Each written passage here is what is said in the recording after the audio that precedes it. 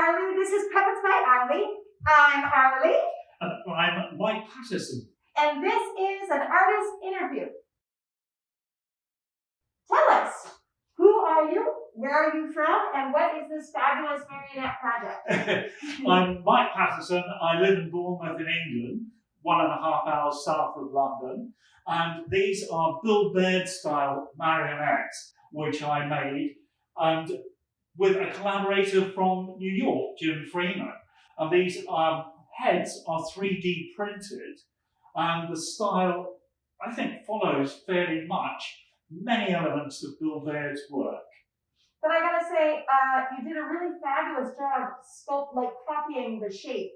It wasn't simply printed, it was a lot of research. Can you talk about what you did to research these shapes and these mechanisms? Yes, of course.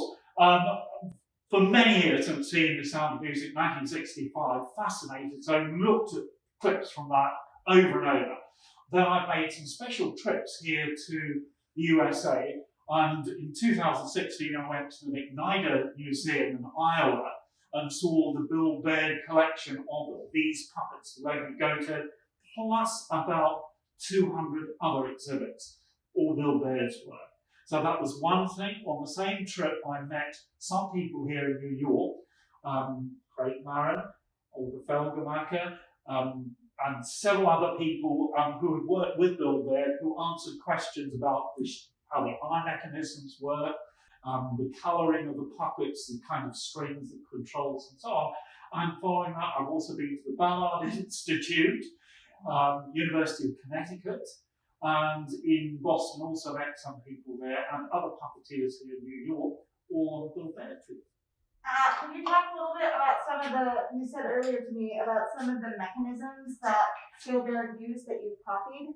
Yes, certainly. For example, with the eye blinks like these, in many cases those are worked with springs behind which you just pull down and up. And the same with the mouth retraction too. Again, there's a string which just retracts inside, and it works. Yeah, inside the head there. You can find the right one. I got it. Yeah, there we are. That's it. There we are. That's right. And this is a vertical control, which is more or less like a European one, whereas the Bil Baird ones are aeroplane style, as you will know. But this one suits, I think, some of the mechanisms for these particular copies. Well, they're not exactly copies, they're sort of developments of, but very similar too. So that kind of vertical control is, as I say, a sort of invention of mine for use with these, but these were made by somebody for me in England. Wow. So I wanted them to be in that particular style. And then the goat has a different kind of control. You have made replicas of the whole goat herder show that you did, right? Absolutely, the whole of the Lady Goat Herder, including the dancing couples, etc., etc. So the head for this is 3D printed. The body I made when I was 14 years old, and so that was in 1967. But the head is a more recent piece, and that was finished within the last 2 years, printed by Jim Freeman here for me. I sculpt everything on Forger just using my iPad, and then assemble the whole thing. So these particular marionettes have got wooden eyeballs, and this one has got separate movement, so you can open them and close them. You can keep them closed or keep them open according to what you want, without a spring retraction. The mouth has got a spring retraction like that, so it just makes it easier. And the control splits, as I think you will show it, so that you can have the body working separate from the head. Yeah, cool. And I'm surprised that this design didn't have separate legs. It's just absolutely legs. It's really cute. Absolutely. I've heard a couple of people who worked with Bil Baird saying that they thought he'd be very economical with the goats, and I think that's what they meant. Wow. Some of his earlier goat puppets made about, say, 25 years before he worked on The Sound of Music, and you can see those at the Ballard Institute in their archive, have got articulated legs. Wow. So they're far more intricate in that way, and you can see where he got ideas and even the eye mechanisms are very similar, going way back in his work, about 25 years or so before.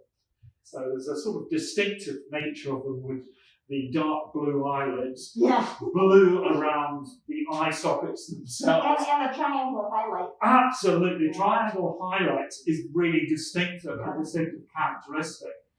His eye pupils were in most cases made out of leather, which was glued onto the eyeballs, but I painted them on because I think the other device I've tried with adhesives and so on that has a resistance against the eye socket, so you have to have a sort of a space.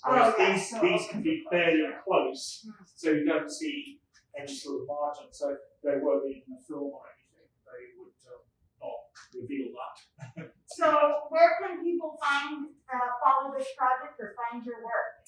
On Facebook, Mike Paterson Marionettes. Okay.